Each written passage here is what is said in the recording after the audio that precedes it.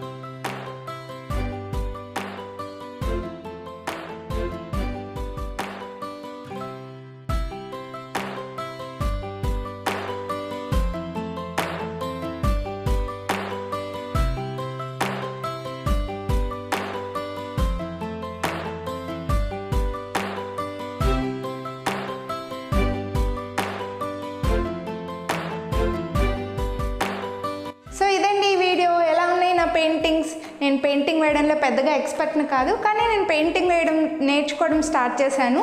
మీరు నన్ను ఎంకరేజ్ చేశారనుకోండి, నేను పెయింటింగ్స్ బాగా నేర్చుకుని ఇలా మంచి మంచి వీడియోలు తీసి మీ ముందు ఉంచుతాను. హోప్ మీకు ఈ వీడియో నచ్చిందని అనుకుంటున్నాను. ఈ వీడియో మీకు నచ్చినట్లయితే లైక్ చేసి మీ ఫ్రెండ్స్ అండ్ ఫ్యామిలీకి షేర్ చేయండి. ఇంకా ఇంతవరకు మీరు కనుక లష్ క్వీన్స్ ఛానల్ని సబ్స్క్రైబ్ చేయకపోతే కింద రెడ్ కలర్లో సబ్స్క్రైబ్ బటన్ కనిపిస్తుంది కదా, అది క్లిక్ చేసి పక్కన బెల్ బటన్ యాక్టివేట్ చేసుకున్నారనుకోండి, నేను చేసే మంచి మంచి వీడియోలన్నీ మీకోసం అందువేలో ఉన్నాయి. So stay tune to Lush Queens. Thank you. Have